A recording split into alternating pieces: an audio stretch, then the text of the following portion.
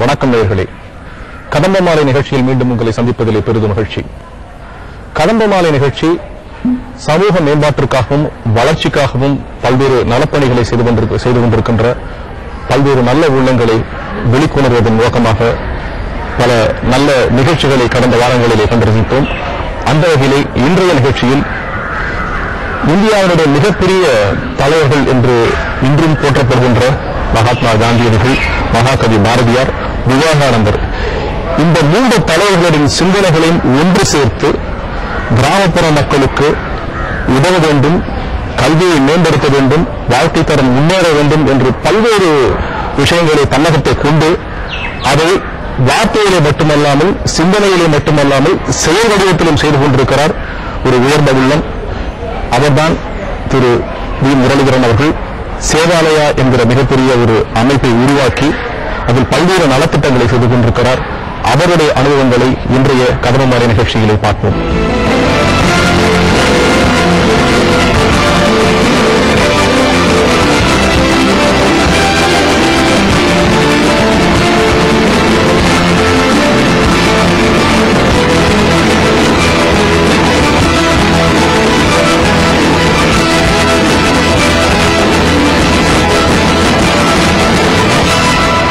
வணக்கம் சார். வணக்கம்.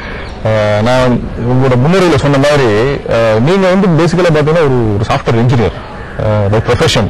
உங்களுக்கு எப்படி இந்த சேவாலயம் என்ற அமைப்பை துவங்கணும் என்ன வந்துச்சு, அதை பற்றி நேரங்கள் சொல்லுங்க. சாஃப்ட்வேர் இன்ஜினியருக்கு ரொம்ப ரீசெண்ட். அதற்கு பல வருஷங்கள் முன்னாடியே இந்த சேவாலயா பற்றிய எண்ணம் எனக்கு மனசுல ஏற்பட்டது. இதுக்கு காரணம் என்னன்னு சொன்னா, நான் ஒரு 7ஆம் கிளாஸ் படிச்சுட்டு இருக்கிற போது அப்போ ஒரு 15 வயசு இருக்கும் எனக்கு. அந்த சந்தர்ப்பத்தில் முதல்ல பாரதியார் கவிதைகள் புத்தகத்தை படிக்கக்கூடிய ஒரு வாய்ப்பு கிடைச்சது. என்னுடைய நண்பர் ஒருத்தர் அவருடைய வீட்டுக்கு போயிருந்தபோது அவங்க வீட்டில் அந்த புக்கு இருந்தது.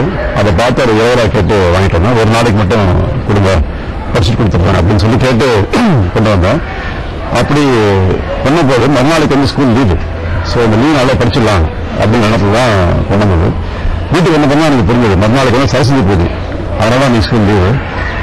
வீட்டில் எங்கள் தாத்தா ஒருத்தர் இருந்தார். இப்போ அவர் ரொம்ப ஸ்ட்ரிக்ட், அவர் ரொம்ப கரெக்டாக பூஜைலாம் பண்ணணும். அவருக்கு சரஸ்வதி பூஜைன்னு சொன்னால் வீட்டில் ஒரு பெரிய சரஸ்வதி படம் இருக்கும். அந்த படத்தை பூ இறக்கி வச்சு அதுக்கு புக்ஸ் எல்லாம் எடுத்து வச்சு அதுக்கு பூவெல்லாம் போட்டு பூஜைலாம் பண்ணுவார். ஸோ என்ன பார்த்தோன்னா சொல்லிட்டாரு, உன்னுடைய எல்லா புக்கையும் எங்களுக்கு கொடுத்துரு, நீ பூஜையில் வைக்கணும் அப்படின்னு சொன்னார். ஆனால் நான் பார்த்தா ஒரு நாள் தான் அது 20 கிட்ட வாங்கிட்டு வந்திருக்கேன். இந்த பாரதியார் கவிதையும் பூஜையில் வச்சுட்டா படிக்க முடியாது.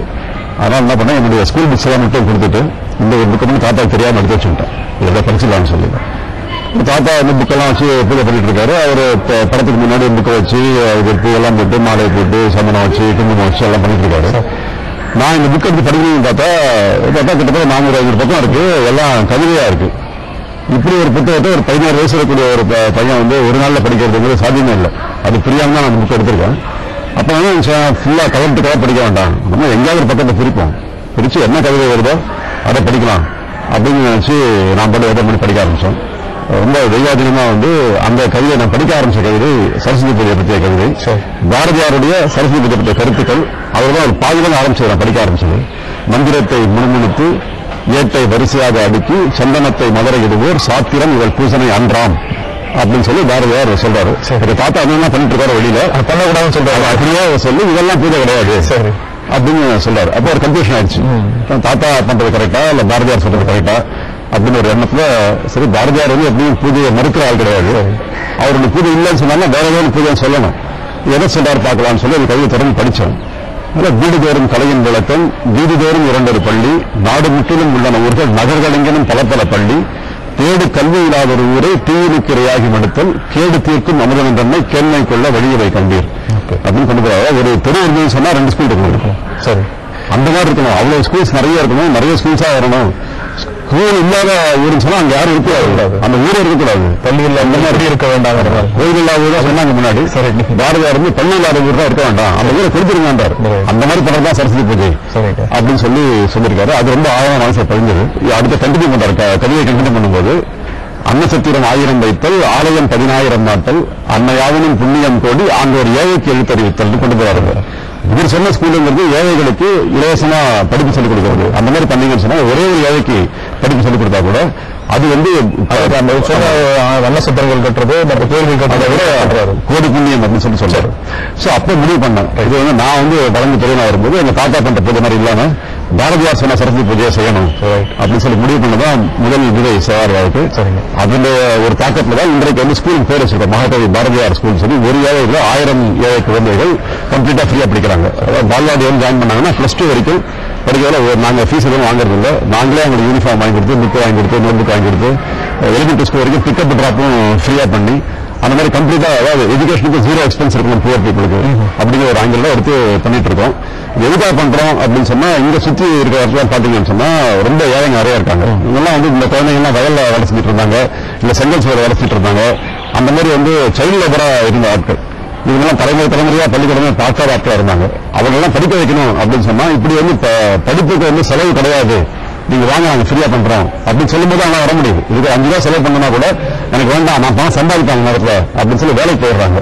அது வேண்டாம்னு சொல்லி பண்ணதால ஒரு 21 இயர்ஸ்ல வந்து கல்வியறிவே இல்லாத ஒரு கிராமம் இருந்த இடத்துல 100% கல்வியறிவை கொண்டு வந்திருக்கோம். எல்லா குழந்தைங்க இப்ப ஸ்கூல்ல இருக்காங்க. அந்த மாதிரி மாத்திருக்கோம். சைல்டு லேபர் ஃபுல்லா நிறுத்தியாச்சு. சேவாலயம் அந்த பிறகு தான் இந்த ஒரு சுத்தி 15 கிராமத்துல வந்து சைல்டு லேபர் கம்ப்ளீட்டா ஸ்டாப் ஆயிருக்கு. சார், வந்து பாரதியாரை பத்தி இவ்வளவு ஊராவும் தெளிவாகவும் சொன்னீங்க, அவரோட தாக்கத்தை பத்தி சொன்னீங்க. அடுத்ததாக வந்து சேவாலயம் நிறைய சுத்தி பார்த்த முகங்கள் வந்து காந்தியடிகள் ஒன்று, இன்னொன்று விவேகானந்தர். இவர்கள் 2 பேருடைய தாக்கம் எப்பொழுது உங்களுக்கு ஏற்பட்டது? இல்ல இந்த 3 பேரையும் சேர்ந்து என்ன வகையான செய்திகள் இந்த இளைஞர்களுக்கு, இந்த குழந்தைகளுக்கு சொல்லி தர்றீங்க, அதை பத்தி கொஞ்சம் சொல்லுங்க. கிட்டத்தட்ட அதே டைம் பீரியட் தான் பாரதியார் படிச்ச சமயத்தில் தான் விவேகானந்தர் படிக்கக்கூடிய ஒரு வாய்ப்பு கிடைச்சது. விவேகானந்தர் பாத்தீங்கன்னா அவர் ஒரு துறவி, ஒரு இந்து மத துறவி. அவர் ஒரு துறவிக்கு என்ன வேலைன்னு சொன்னா, அவர் வந்து கடவுளை பத்தி பரப்பணும். அவர் எந்த மதத்தை சார்ந்திருக்காரோ அந்த மத கடவுளை பற்றி பல இடங்களில் சொல்றதுதான் அவருடைய முக்கியமான வேலையா இருக்கும். ஆனா இவர் ஒரு வித்தியாசமான துறவியா இருக்காரு. இவர் வந்து கடவுள்லாம் இருந்த பிரயோஜனம் என்ற மாதிரி பேசுறாரு.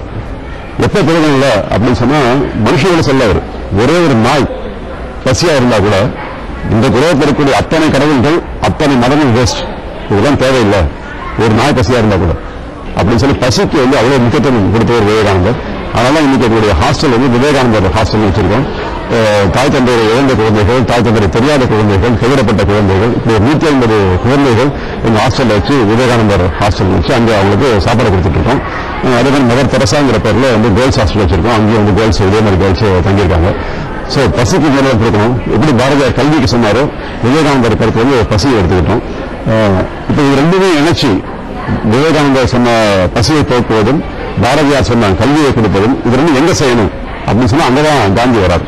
காந்தி சொல்றது என்னன்னு சொன்னா, நம்ம நாட்டில் இருக்கக்கூடிய 80% மக்கள் இன்னும் கூட விவசாயம் செய்து கொண்டிருக்கிறவர்கள் கிராமப்புறங்கள் இருக்கிறார்கள்.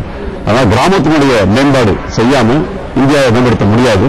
நம்முடைய மெஜாரிட்டி பாப்புலேஷன் இன்னும் கிராமத்தில் தான் தங்கியிருக்காங்க. அதனால கிராமத்துக்கு சேவை செய்யணும், கிராம மக்களுடைய வாழ்க்கை தரத்தை உயர்த்த வேண்டும் தான் காந்தியினுடைய கருத்து. ஒரு கிராமமே தன்னிறை பெற்ற கிராமமா இருக்கணும். அவங்களுக்கு என்ன தேவையோ அந்த கிராமத்திலேயே வந்து ப்ரொடியூஸ் பண்ணி அங்கேயே பண்ணி சுயராஜ்யம் அப்படின்னு சொன்னா ஒரு கிராமத்திலேயே சுயராஜ்யம் இருக்கணும். அப்பதான் இந்தியாவில் சுயராஜ்யம் இருக்க முடியும் அப்படிங்கிறது காந்தியினுடைய சுயராஜ்ய கருத்து.